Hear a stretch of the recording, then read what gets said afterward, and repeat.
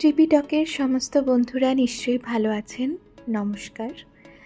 যেখানে আগের দিন শেষ করেছিলাম উত্তরবঙ্গ সফরে একটা ছোট্ট গ্রামে গেছিলাম সাংশের। সেখান থেকে আমরা সকালে ব্রেকফাস্ট সেরে আরেকটা নতুন ডেস্টিনেশনের দিকে যাচ্ছি। কি সুন্দর এই জায়গাটা দেখুন। আমরা যাচ্ছি কাফের গাঁও। কাফের গাঁও এখন একটা জনপ্রিয় ডেস্টিনেশন, অনেকেই যান। অনেক হোমস্টে আছে ওখানে, খুব সুন্দর একটা জায়গা।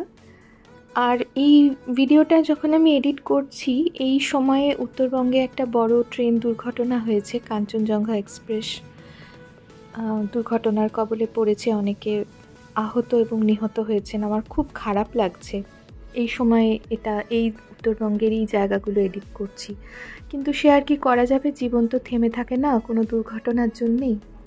যাই হোক, আমরা কাফের গাঁওতে এসে পৌঁছেছি। যে জায়গায় থাকবো সেটার নাম হচ্ছে আরসি ইন। এই সমস্ত জায়গাগুলোই যেগুলো বলছি আমরা গুগল সার্চ করেই পেয়েছি। এই জায়গাটাও বেশ সুন্দর, খুব সুন্দর একটা ইউরোপিয়ান লুক আছে। এরকম পাথরের বাড়ি, লাল রঙের যে টিনটা ব্যবহার করা হয়েছে ছাদের জন্য, খুব সুন্দর। কিন্তু আমার একটা ভুল হয়ে গেছে, আমি কাফের গাঁওতে রুমের ভিডিও করতে ভুলে গেছি। এই যে দুটো পরপর বাড়ি, এই দুটোতে আমরা ছিলাম, আর ইনি ওখানের অতন্দ্র প্রহরী। তবে খুব সুন্দর, ভিডিও করতে পারলাম না বলে আমি দুঃখিত, আমার ভুলে গেছি আর কি, একদম মনে ছিল না। কাফের গাঁওতে অনেক কিছু দেখারও আছে।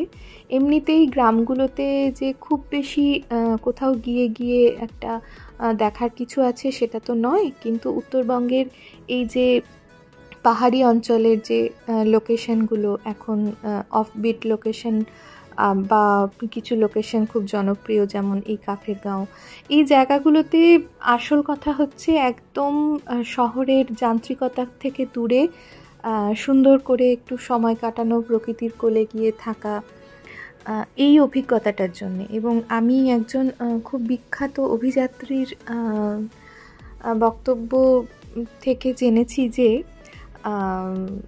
পাহাড়ে যতবার মানুষ যায় তারপর ফিরে আসলে সে একটা আরও ভালো মানুষ হয়ে ফিরে আসে। আসলেই কিন্তু তাই, মানে প্রকৃতির কাছে যত যাওয়া যাবে তত কিন্তু আমরা পরিশুদ্ধ হতে পারবো এবং ভালো মানুষ হিসেবে নিজেকে পৃথিবীর যোগ্য করে তুলতে পারবো। যাই হোক, কাফের গাঁওতে কিন্তু বেশ কয়েকটা ঘোরার জায়গা রয়েছে, যাবার জায়গা রয়েছে, যেগুলো অন্যান্য ডেস্টিনেশনে খুব একটা নেই। যেমন চারখোল যাবো এরপরে, সেখানে নেই। সাংশেরও খুব একটা ছিল না, শুধুমাত্র গিয়ে ওরকম হোমস্টেতে থাকার অভিজ্ঞতাটাই সেখানে গুরুত্বপূর্ণ। যাই হোক, কাফের গাঁওতে ওই যে একটা বুদ্ধ স্ট্যাচু দেখলাম বেশ বড়। এছাড়াও এখানে একটা ভিউ পয়েন্টে এসছি আমরা, সেই জায়গাটাও সুন্দর।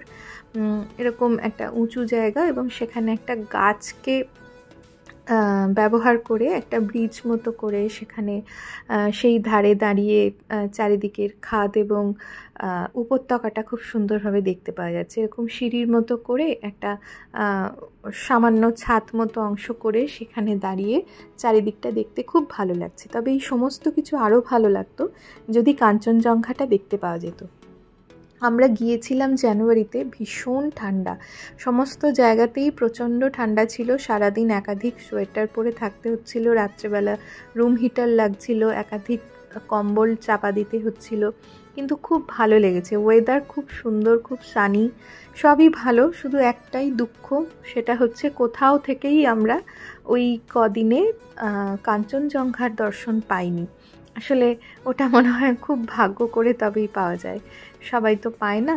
তো আমাদের এই ট্রিপটাতে ওটা সম্ভব হয়নি, কিন্তু ওইটুকু অংশ বাদ দিলে বাকি আমাদের ট্রিপটা কিন্তু খুব সুন্দর ছিল। হোমস্টেগুলোতে আমি আগেও বলেছি, এখনও বলছি, হোমস্টেগুলো এখন যথেষ্ট ভালো, যদিও একদম হোটেলের মতো সফিস্টিকেটেড নয়, কিন্তু তারা চেষ্টা করে যথাসম্ভব কমফোর্ট দিতে পারে যাতে গেস্টদেরকে। খাবার দাবার তো বেশ ভালো, কারণ সবই অর্গ্যানিক। আর ওই যে ভিউ পয়েন্টটা থেকে আমরা চলে এসেছি আরেকটা ভিউ পয়েন্ট, এইখানটা আরও বেশি ন্যাচারাল।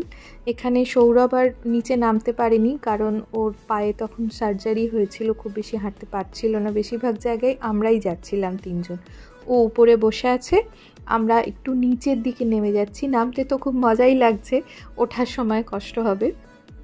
তো তো একটা জায়গায় গিয়ে সেখানে পাহাড়ের একটা অংশ একটু বেরিয়ে আছে, সেখান থেকে ওই গোটা ভ্যালিটা দেখতে খুব ভালো লাগছে। আর মাঝে মাঝে এরকম রেস্ট নেওয়ার জন্য কাঠের গুঁড়ি দিয়ে বেঞ্চ করা আছে, খুব সুন্দর, ভীষণ ভালো লেগেছে। আর বিভিন্ন জায়গায় এরকম কোটেশন দেওয়া আছে যেগুলো পড়তে পড়তে যেতে খুব আনন্দ হচ্ছিল, ভীষণ ভালো লেগেছে। কাফের গাঁও থেকে এই যে দুটো ভিউ পয়েন্টে গেলাম সেই দুটোতে, এবং আমার ব্যক্তিগতভাবে এই দ্বিতীয় ভিউ পয়েন্টটা বেশি ভালো লেগেছে। আর এখান থেকে বেরিয়ে আমরা এবার চলে যাব চারখোল বলে একটি গ্রামে। আমরা শুরু করেছিলাম সাংশের দিয়ে। এই সমস্ত গ্রামগুলোই কালিম্পংয়ের আশেপাশে, এবং এই সমস্ত জায়গায় ভীষণ ঠান্ডা, ভীষণ সুন্দর, আর মানে নিস্তব্ধতা, মানুষের বেশি ভিড় নেই, অনেক বেশি প্রকৃতিকে অনুভব করা যায়, ভীষণ সুন্দর। এখন আমরা এসে পৌঁছালাম চারখোল বলে একটি গ্রামে।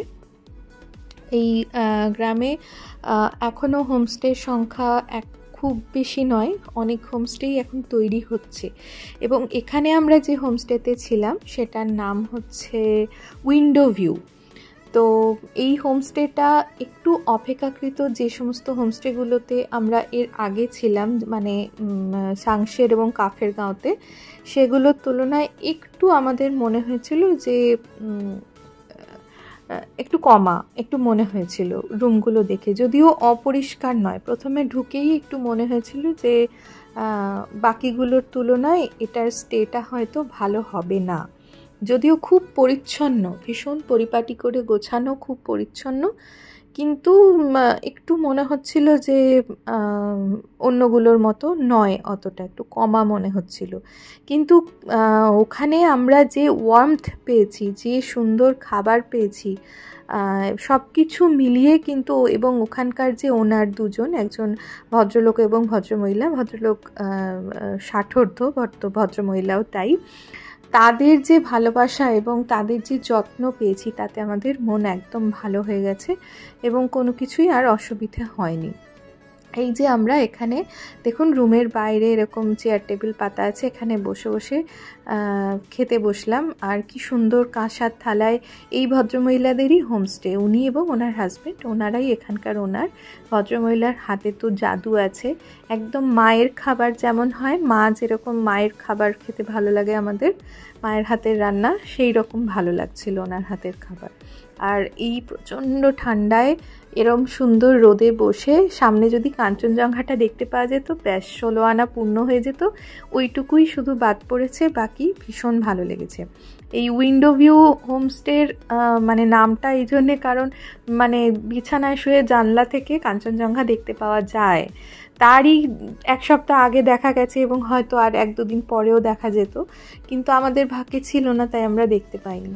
কি ভালো যে ওনার রান্না, কি সুন্দর শাক বানিয়েছিলেন, আলু সিদ্ধ, ডিম, তারপরে আরেকটা কিছু তরকারি ছিল, আমার এখন মনে নেই।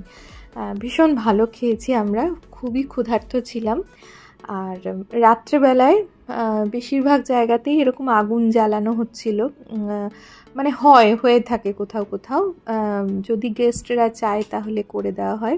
এখানে ওই ভদ্রলোক আগুন জ্বালিয়ে দিয়েছিলেন, হোমস্টের যিনি মালিক, এবং উনি বসে আমাদের সাথে গল্প করছিলেন, এবং ওই ভদ্রমহিলা খুব সুন্দর পকোড়া বানিয়ে দিচ্ছিলেন, চা বানিয়ে দিচ্ছিলেন, একাধিকবার উনি নিজে হাতে রান্না করেছিলেন, এবং অনেক রাত্রির অবধি আমি একা ওনার সাথে বসে বসে খুব গল্প করেছি। আমরা সবাই করেছি, খুব আনন্দ হয়েছে। আমি তো অনেক রাত্রি অবধি গল্প করেছি, খুব ভালো লেগেছে ওনাদেরকে আমার। তারপর এই যে সকালবেলায় আমরা ব্রেকফাস্ট করতে বসেছি, যথারীতি রুমে খাইনি, বাইরে এলাম।